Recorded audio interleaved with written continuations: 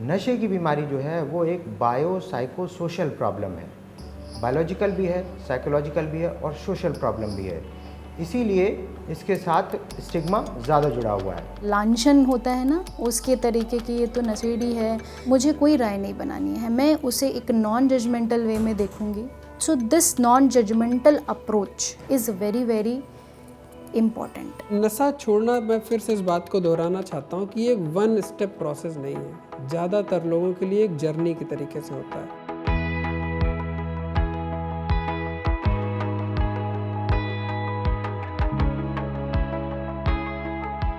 किसी भी नशे की शुरुआत अक्सर व्यक्ति एक्सपेरिमेंटेशन में, अपने दोस्तों के साथ में, मज़े के लिए, किसी विशेष परिस्थितियों में शुरुआत करता है उसकी। लेकिन जब कोई भी व्यक्ति लगातार किसी नशे की चीज़ को सेवन करता रहता है तो सारी नशे की चीज़ें केमिकल्स हैं जो हमारे ब्रेन पर प्रभाव डालती हैं। और वो रसायन हम अपने साइंस की लैंग्वेज में डोपामिन कहते हैं। यही डोपामिन जो होता है कुछ नेचुरल एक्टिविटीज़ से भी निकलता है। जैसे कि मान लीजिए आपने बहुत अच्छी एक्सरसाइज कर ली, आपने योगा कर लिया, आपने डांस, आपने अच्छा म्यूज़िक सुना, एक अच्छी मूवी देख ली।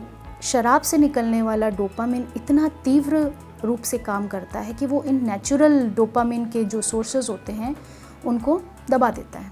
तो ये नेचुरली चीज़ें डोपामिन नहीं निकाल पाती हैं। और ये जो अल्कोहल की अनुभूति शुरू में तो हमें बहुत प्लेजरेबल, आनंददायक लगती है, लेकिन जब वो लंबे समय तक होने लगती है तो व्यक्ति को तरह तरह की मुश्किलें, समस्याएं और चैलेंजेस फेस करने पड़ते हैं। 5 या 6 एरियाज हैं जो कि जीवन में परेशानियां आएंगी।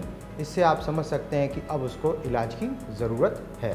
पहली फिज़िकल हार्म यानी कि शारीरिक हार्म, दूसरी साइकोलॉजिकल हार्म, मनोवैज्ञानिक हार्म, तीसरी फैमिलियल हार्म या सोशल हार्म, चौथी लीगल हार्म और फाइनेंशियल ऑक्यूपेशनल हार्म।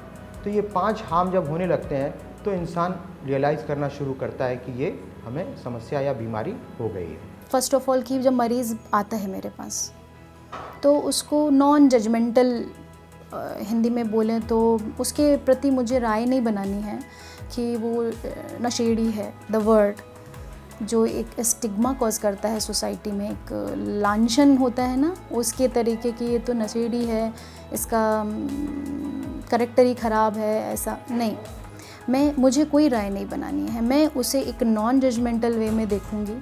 और मैं यहाँ पर उसकी हर संभव रूप में, वो संभव रूप दवाइयों के फॉर्म में हो सकता है, वो संभव रूप बिना दवाइयों के यानी कि काउंसलिंग या थेरेपीज़ के फॉर्म में हो सकता है। ये समझना बहुत ज़रूरी है परिवार के लोगों को कि इसको जितनी जल्दी हो सके पहचानें कि नशे की लत शुरू हो गई है और इसके इलाज के लिए लेकर के आएँ।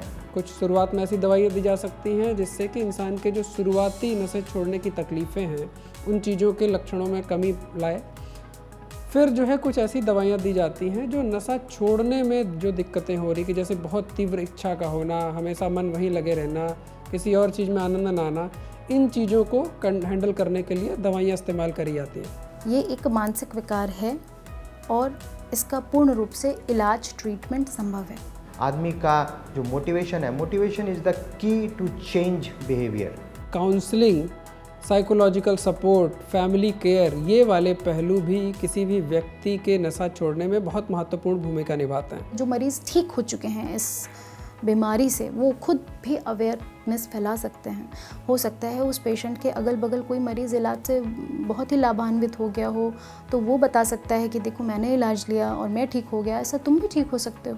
कभी कभी लोग पूरी तरीके से भी रिलैप्स कर सकते हैं और अपनी पुरानी परिस्थिति में पहुंच सकते हैं। ये सिर्फ ये नहीं है कि मेरे पास मरीज़ आया, मैंने दवा लिखी और चला गया, नहीं।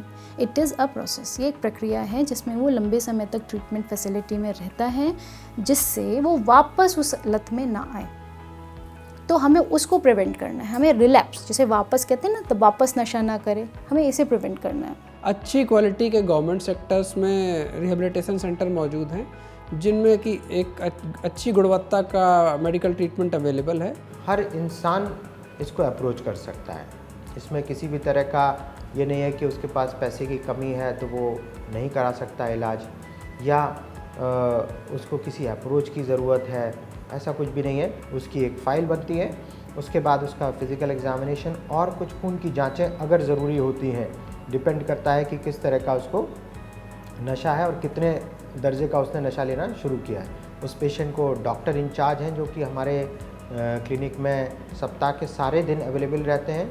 वो उस पेशेंट को एग्ज़ामिन करते हैं। कोई भी रिहेबिलिटेशन डॉक्टर्स द्वारा संचालित किया जा रहा है और वहाँ पर ट्रेंड स्टाफ है, तो वो रिहेबिलिटेशन सेंटर किसी भी व्यक्ति के साथ कोई मारपीट हो, दुर्व्यवहार हो, उसको बांध के रखा जाए, उसके साथ कोई गलत व्यवहार हो, इस तरह की संभावनाएं नहीं होती हैं। पेशेंट डिटॉक्सिफाई हो गया, स्टेबल हो गया, बट यहाँ पर ट्रीटमेंट रुक नहीं जाता है, ट्रीटमेंट कंटिन्यू होता है, क्योंकि हमारा जो एम है ट्रीटमेंट का क्या है कि पेशेंट की लॉन्ग टर्म रिकवरी होनी चाहिए। पेशेंट की मोटिवेशनल इंटरव्यूइंग होती है, ग्रुप काउंसलिंग करते हैं, and group counselling is very beneficial, क्योंकि वहाँ वो देखते हैं कि इस समस्या से मैं अकेला नहीं हूँ जो जूझ रहा हूँ, और भी लोग हैं। वो उनके एक्सपीरियंसेस से लर्न करते हैं, वो अपने एक्सपीरियंसेस शेयर करते हैं। समटाइम्स कई बार पेशेंट रिकवर कर जाते हैं, तो उनकी रिकवरी से जो अभी एक्टिवली ले रहा है उसको एक मोटिवेशन मिलता है कि हाँ ये ठीक हो सकता है तो मैं भी ठीक हो सकता हूँ। It is treatable. आप नशे के बगैर भी ज़िंदगी को एंजॉय कर सकते हैं। तो जैसा कि कहा गया है, 100 मित्रों, ऐसे मित्र जो आपको गलत राह पे ढकेलते हैं, उससे एक अच्छा मित्र अच्छा है, ठीक है? तो आप ऐसे मित्रों को अवॉइड करिए। और जैसे कि अन्य बीमारियां होती हैं, जैसे किसी के हार्ट में बीमारी होती है, किडनी ख़राब हो सकती है, लिवर ख़राब हो सकता है, उनके बीमारियों के इलाज के लिए हम लोग डॉक्टर्स के पास जाते हैं। वैसे ही अल्कोहल या अन्य नशे के यूज़ को भी एक डिसऑर्डर माना जाता है, और उनके इलाज के लिए जाने में किसी भी तरह के शर्म, संकोच या शर्मिंदगी की आवश्यकता बिल्कुल भी नहीं है। और ना कहने का सबसे अच्छा तरीका, जो कुछ क्विक टिप्स हैं जो कि हम अपने पेशेंट को देते हैं, वो ये है कि अगर आप मेरे मित्र हैं तो आप मुझे नशा ना ऑफ़र करें या शराब ना ऑफ़र करें। चूँकि मैं अपना इलाज करा चुका हूँ, अब मैं उस समस्या से बाहर निकल आया हूँ, तो मैं दोबारा से उस समस्या में नहीं पड़ना चाहता हूँ। जैसे कि हर्डल्स आते हैं ना, हम चाहते हैं रोड पे स्पीड ब्रेकर्स आते हैं, हमारी गाड़ी पीछे होती है, बट वी अगेन एक्सेलरेट और हमारी गाड़ी निकल जाती है। तो ऐसे ही हर्डल्स हैं लाइफ में, आप उन हर्डल्स को पार पाएंगे और अपने आप को आप सेल्फ मोटिवेट करेंगे। तो self control, self motivation is again very important in the treatment process. अगर आपके आसपास ऐसा कोई व्यक्ति है, आपके परिवार में, आपके मोहल्ले में, आपके स्कूल, आपके ऑफिस में, जो शराब की आदत नहीं छोड़ पा रहा हो, तो उन्हें दिखाइएगा वेबसाइट poisonswelove.org, या फिर वो ईमेल करें poisonswelove@gmail.com पर। मेरी प्यारी जिंदगी with Nilesh Mishra World Health Organization यानी WHO और मेरी एक साझा पेशकश।